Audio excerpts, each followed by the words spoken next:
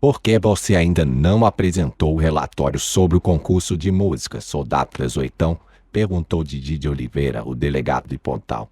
Porque eu estava doente, respondeu Trezoitão. Mas fique calmo, doutor, porque a partir de agora eu vou contar o que aconteceu no concurso de música e detalhadamente. Como sou um soldado que gosta de deixar as coisas muito claras, vou logo explicando que tudo estava em paz no Teatro Pazárgada antes de começar o concurso de música. A paz era tanta, a propósito, que eu cheguei a tirar um cochilo ninado pelo técnico de som que dava sono na gente, doutor, de tanto repetir esta ladainha. Alô, alô, testando, alô, alô, testando.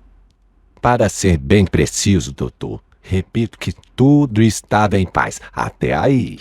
Eu só percebi que iria ter problemas na hora em que entrou no palco o primeiro candidato, Zé das Galinhas, que era um sujeito esquisitíssimo.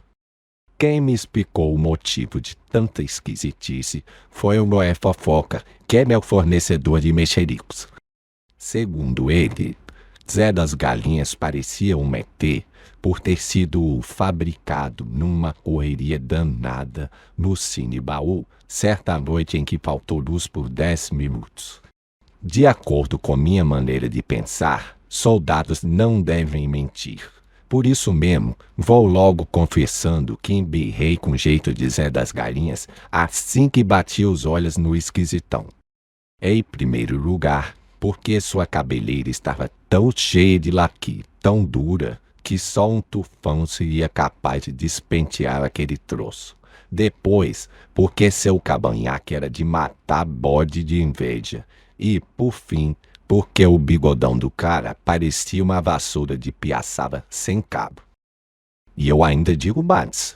Quando arriei os olhos em Zé das Galinhas, senti que ele era do tipo que adora uma baderna. Então, para impedir que ele atrapalhasse o concurso de música, achei prudente fazer uma vistoria disfarçada no sujeito. E com modéstia à parte, ainda está para nascer um soldado que seja tão inteligente e esperto quanto eu, transformei a desvantagem de ter nascido zarolho em vantagem e fiz uma vistoria tão disfarçada em Zé das Galinhas que ele não desconfiou de nada. Como raramente me engano quando julgo alguém, não fiquei nem um pouco surpreso com o resultado da vistoria.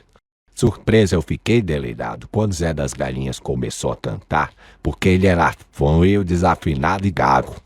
Para deixar bem claro que eu não estou exagerando ou sendo injusto, chefe, basta dizer que a plateia ficou tão irritada com aquela guincharia que atirou 15 dúzias de ovos podres em Zé das Galinhas.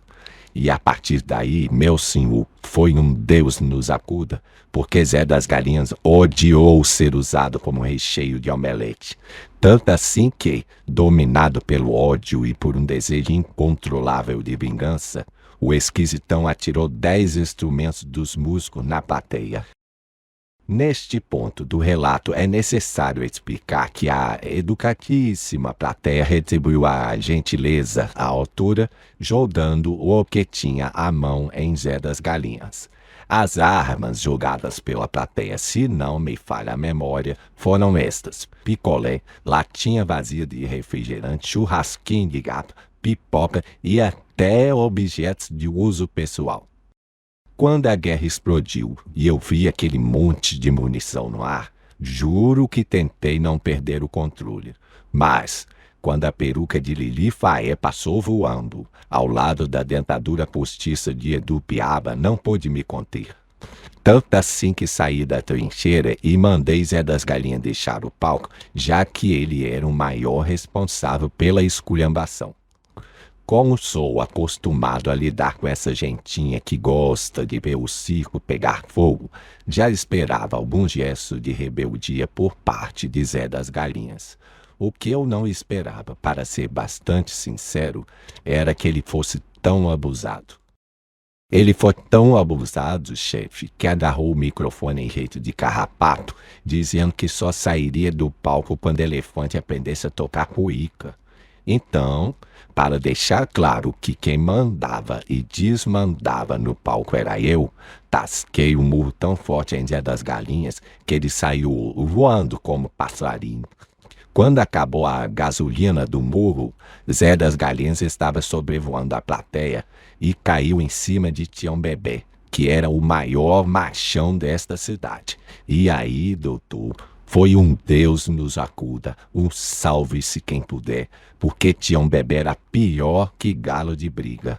Tanto assim que ele devolveu Zé das Galinhas da mesma maneira, ou seja, por via aérea, razão pela qual Zé das Galinhas veio voando como urubu e pousou na minha cabeça. A propósito, quando jogou Zé das Galinhas de volta, Tião Bebê nem tentou desviar o sujeito de mim. Então tasquei uma paulada na cabeça dele para mostrar que soldados devem ser tratados com muita consideração e respeito. A paulada foi tão danosa, delegado, que Tião Bebê, o maior machão desta cidade, pegou a mania de andar com a palma da mão viradinha para cima, como se estivesse carregando uma bandeja. Ou seja, virou bicha. Resolvido satisfatoriamente o problema, autorizei a entrada do segundo candidato, Raul dos Pampas, que era especialista em tangos e boleros. Assim que Raul dos Pampas entrou no palco, vestido com uma calça tão justa que parecia ter sido costurada com ele dentro, desconfiei que a noite iria ser muito trabalhosa. Desconfiança que cresceu um bocado, doutor, depois que eu medi disfarçadamente a cabeleira do sujeito e vi que ela tinha 1 metro. Mas eu só tive certeza de que a noite iria ser muito trabalhosa quando ouvi Zezé Filó, a fundadora do Clube das Virgens, gritar para o cantor de tangos e boleros: Com você, meu gostosão, eu perco sem pena minha invencibilidade. Ai, ai, ai, ui, ui, ui. Quando ouvi aquela indecência, eu fiquei preocupadíssimo. Preocupação que cresceu, chefe, quando soube que o cantor de tangos era apelidado de Átila porque deixava um rastro de destruição por onde passava, tal qual fazia Átila, aquele que chefiava os terríveis Hunos. E o que o cantor de tangos destruía, meu senhor, era a honra das mulheres. Ao sentir que a situação era grave e exigia providências urgentíssimas, fiz a primeira coisa que me veio à cabeça. Grudei os olhos no cantor de tangos, numa vigilância tão exagerada, chefe, que eu não tirava os olhos de cima do sujeitinho nem para piscar. Infelizmente, a trabalheira que tive não serviu para nada, doutor, porque as mulheres perderam completamente a compostura assim que o artista começou a cantar um tango de Pérez, Pérez e Pérez. A propósito, a cena foi de dar vergonha, parecia que a mulherada estava levando choque de tanto que gritava. Mas o pior eu ainda não contei, doutor. Enquanto cantava, o artista inventou de jogar seu olhar de perdição sobre Mimi, donzela muito inflamável, apesar de só ter 16 anos. E o resultado foi que o coração de Mimi pegou fogo de não ter bombeiro que apagasse o fogaréu. Quando a mãe de Mimi percebeu o problema, arregalou os olhos, pulou da poltrona e gritou para o marido: Ananias Sinfronítico, corra até o palco e dê uma paulada naquele cantor de tango, seu paspalhão, porque a donzelice de nossa filha está em perigo. Ananias Sinfronítico era um homem fraco e magrinho e já tinha perdido 2 centímetros de altura de tanto apanhar nas brigas provocadas por sua esposa. O que mais surpreendia as pessoas, no entanto, é que Ananias não tinha medo de brigar, mesmo sendo tão magrinho e fraco. E uma prova de que eu não estou exagerando, chefe, é que ele desafiou o cantor de tangos, mesmo sabendo que iria apanhar, e muito. A surra foi de dar pena realmente, porque Raul dos Pampas, além de ser especialista em tangos e boleros, também entendia de artes marciais. Tanto assim que ele desferiu 15 golpes de judô e 10 de karatê em Ananias Sinfronítico. Mas o pior foi que o artista arrematou a judiação, dando um chute nas armas de baixo do coitado, que caiu com uma jacapuda. Então, Quando vi Ananias caído no palco com o braço quebrado e com a boca desfalcada de 6 dentes, fiquei tão revoltado, chefe, que resolvi dar um corretivo no cantor. Mas, assim que eu tasquei o primeiro murro no sujeito, as mulheres subiram no palco para defender o artista, delegado, e bateram em mim como se eu fosse um Judas. Quem inaugurou a pancadaria foi Mimi Barros. Depois de encher sua bolsa com 50 pedrinhas, ela deu uma bolsada em mim com tanta força, doutor, que perdi o equilíbrio e saí rodando pelo palco em jeito de peão desembestado, quebrando tudo pelo meio do caminho. Além de ter deixado em cacos da estatueta que seria dada ao vencedor do concurso de música, quebrei um tamborim, um violão, uma caixa de som e a batuta do maestro. Dona Bibiquinha Guimarães Santos foi outra que aprontou bastante comigo. Depois de quebrar uma guitarra nas minhas costas, a tarada agarrou um trombone de vara e tentou pescar certas partes minhas com ele. Aí, quando eu saí correndo para fugir da tarada, caí de comprido no chão, do que se aproveitou Lulu Barros, que pesa 120 quilos, para ficar pulando em cima de mim como se eu fosse uma cama elástica. E uma coisa eu garanto para o senhor, o estrago só não foi muito pior, delegado, porque a gordona estava fora de forma e se cansou lá pelo 10º pulo.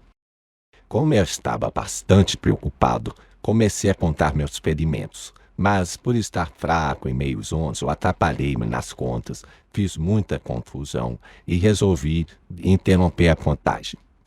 Mesmo assim, deu para sentir que era hora de fazer uma retirada estratégica, motivo pelo qual tentei sair do palco de fininho. Minha tática não deu certo, infelizmente, porque Dona Ermengardinha da Silva Nogueira percebeu minha manobra e me agarrou pelos cabelos. E, depois de me deixar quase careca, a nojenta ainda queimou meus bigodes com isqueiro. E ainda tem mais. Para encerrar minha tortura, umas 13 mulheres lideradas por Bibiquinha Guimarães levantaram o piano e vieram para o meu lado. Na hora, eu desconfiei que aquelas hipopótamas disfarçadas de gente iriam atirar o pesadíssimo instrumento em mim. Mas se elas chegaram a fazer isso, eu não sei informar, para ser franco, porque quando voltei do desmaio já estava dentro de uma ambulância a caminho do hospital. De uma coisa, porém, tenho certeza. Antes de entrar em seu gabinete, delegado, minha vontade era esconder do senhor o que aconteceu no concurso de música. Minha consciência, porém, forçou-me a contar tudo, chefe, e a confessar que já não sou aquele soldado valente que era o terror dos bandidos. É muito duro a pessoa reconhecer que foi derrotada, mas a verdade é que, depois de apanhar tanto, virei um frouxo. Prova disso, delegado, é que começa a tremer como se estivesse num terremoto sempre que alguém ameaça bater em mim.